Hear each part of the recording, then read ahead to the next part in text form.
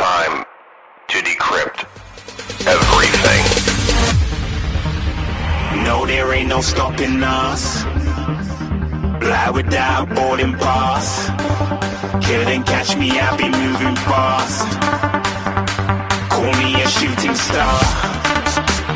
Let 'em know who you are. Flying up in a bar. Wish on a star. The weekly Decrypt starts now.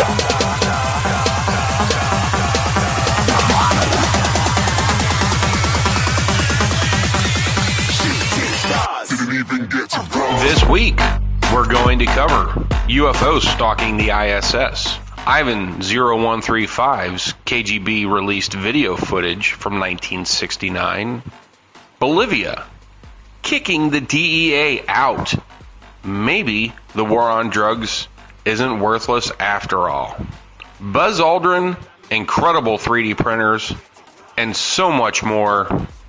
Here we go.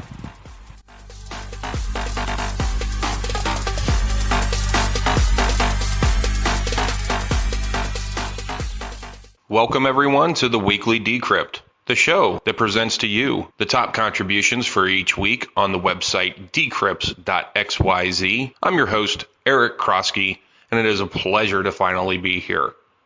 We just opened the new website a few weeks ago, and it's coming along remarkably well.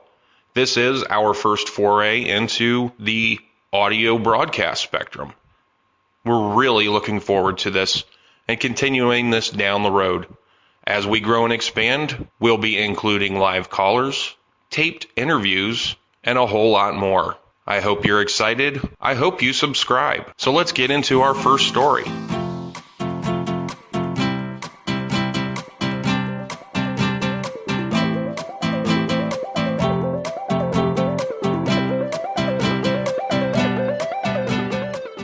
The story of Ivan 0135's KGB files, the video files that he uploaded on the same day that he signed up for YouTube in 2011, I believe.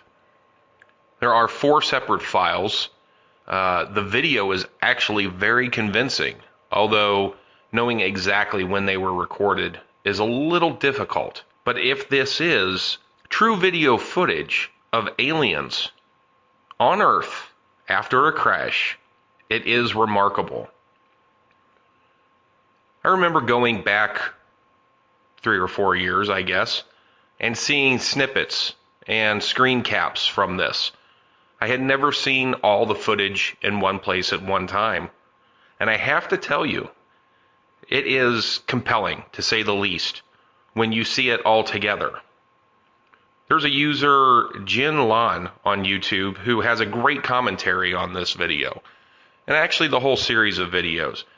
But he really goes in depth when it comes to looking at the articulation of the eyelid and the finger movements on the alien itself. And when you hear what he has to say, and he's describing how hard this would be to fake with CGI, especially back in 2011. Things weren't that perfect back then. All you have to do is look at movies like Avatar, and while everyone screamed that Avatar was an outstanding film and an outstanding use of CGI, I kind of disagree. Here is a small portion of Jin's commentary. I want you to take a look at this amazing piece of footage. Now, in my career of looking at this type of footage in the last 20 years, I have never seen footage of an alien that I deemed real or even suspected might be real. But this, I deem absolutely real. I mean, look at the way the eye blinks. Look at this close-up footage. Look at the facial structure and the movement. It doesn't just stretch like skin. It also moves in a fluent motion, unlike CGI. And what you have to understand about that is the only way to duplicate this kind of fluent motion in CGI is to put you've probably seen an example of someone in the studio in a black suit with these little little dots on their knuckles, and you'd have to have the dots on the eyelids of something blinking like this to track this movement. Otherwise, it would be completely robotic-like movement because you would have programmed it. This is completely, every bit of it is fluent motion, and that tells me what we're looking at is footage. I mean, I can absolutely tell you what we're looking at here is not CGI. When you watch and listen to Jin Lan's commentary, you really understand what he's talking about. If you go to decrypts.xyz, you can find on the homepage currently the story submitted this week. The title is this real alien footage taken by the KGB from 1969? Some say yes, with video. I encourage you to check it out and leave your comments. What do you guys think about this footage? Is this real? The more I watch it, I'm tending to believe so.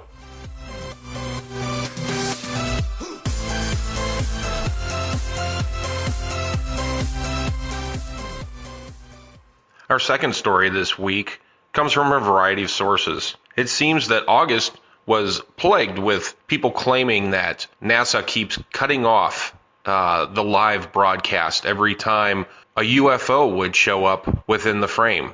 Now, NASA's been known to do this for years, actually.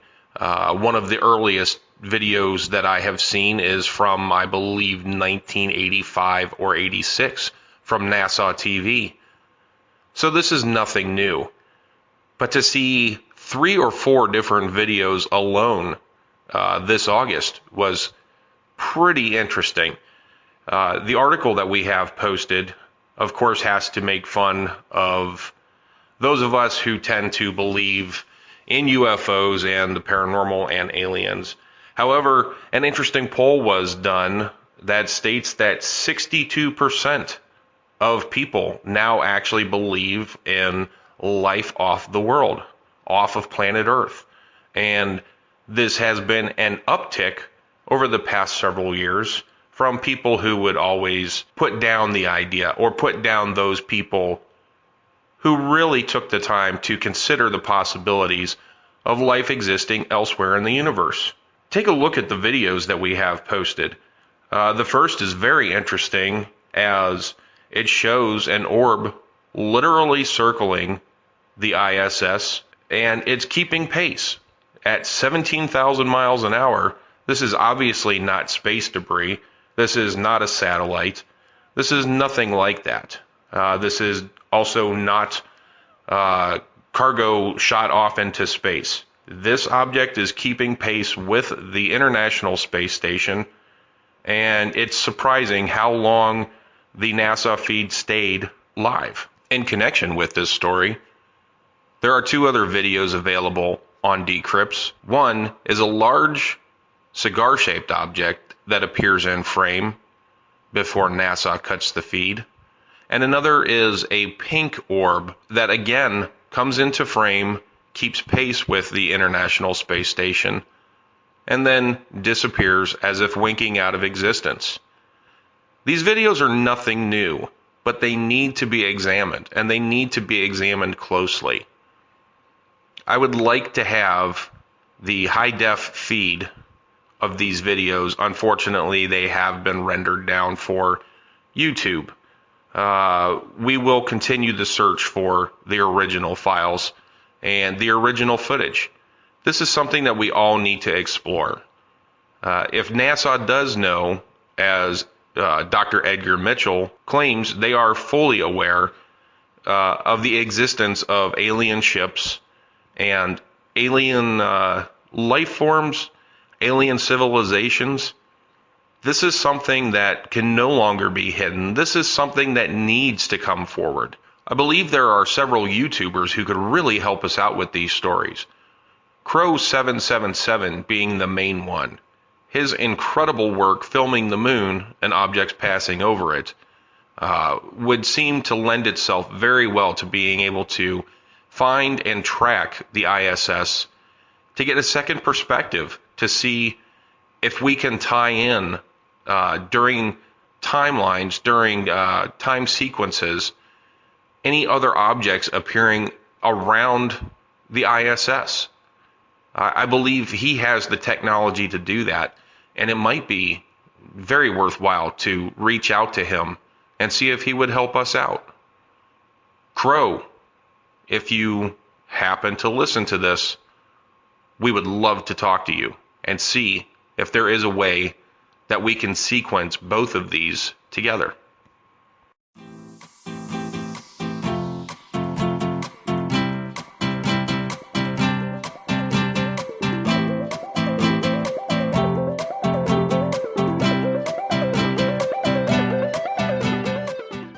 Our next story is one that will warm anyone's heart. Everyone has an inside libertarian, whether you want to believe so or not. It appears that 7 years after the DEA was kicked out of Bolivia, cocaine production has plummeted. This year alone, cocaine production has decreased by 11%. Bolivia has been able to bring about this change by not outlawing the production of the cocoa plant, the main ingredient of making cocaine, but by encouraging farmers to produce alternative crops, which pay a higher yield to the farmer. The DEA has far too often been heavy-handed and overreaching in their attempt to control drug production around the world. This is a great step for Bolivia to come forward and take control of their country. While cocaine is still illegal to produce in Bolivia, the farmers are finding the alternatives to be very worthwhile in not only helping set up their current farm situations, but they are also able to provide for their family and their family's future.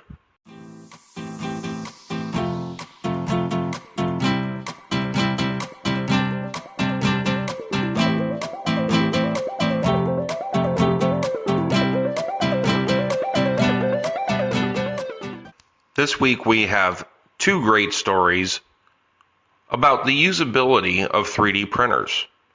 The main focus story this week is MIT invents a breakthrough 3D printer that can print 10 materials simultaneously. Think of the possibilities.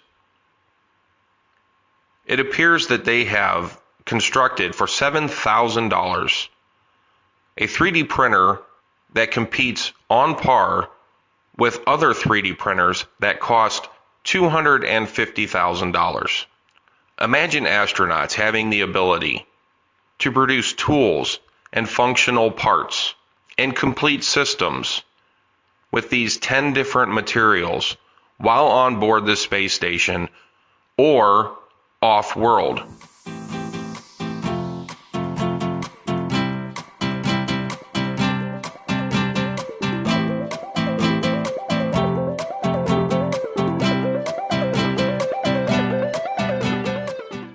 And finally this week, Buzz Aldrin and the Florida Institute of Technology are pushing for a Mars settlement by 2039.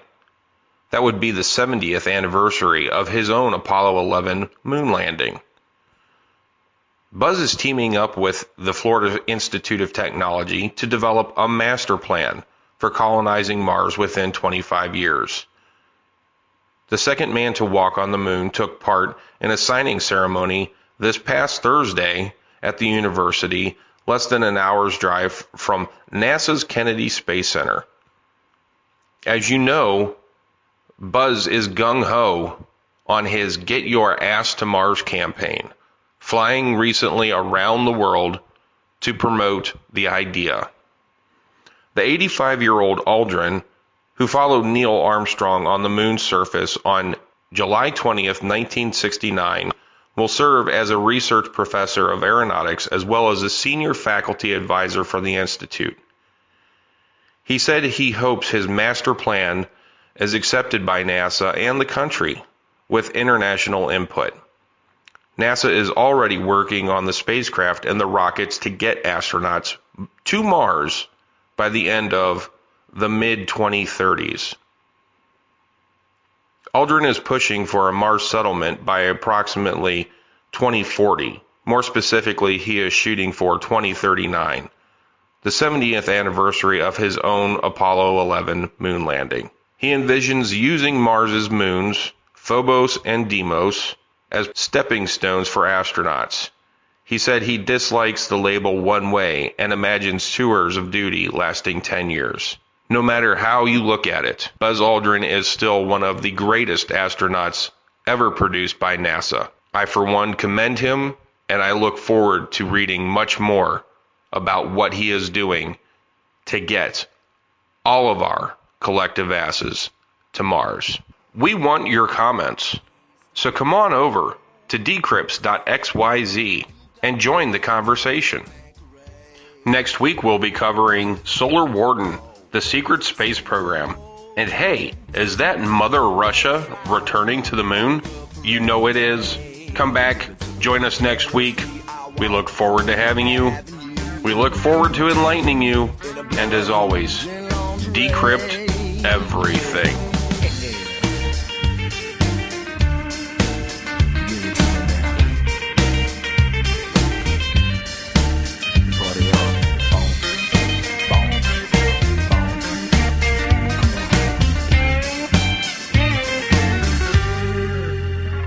Well, I'll stay awake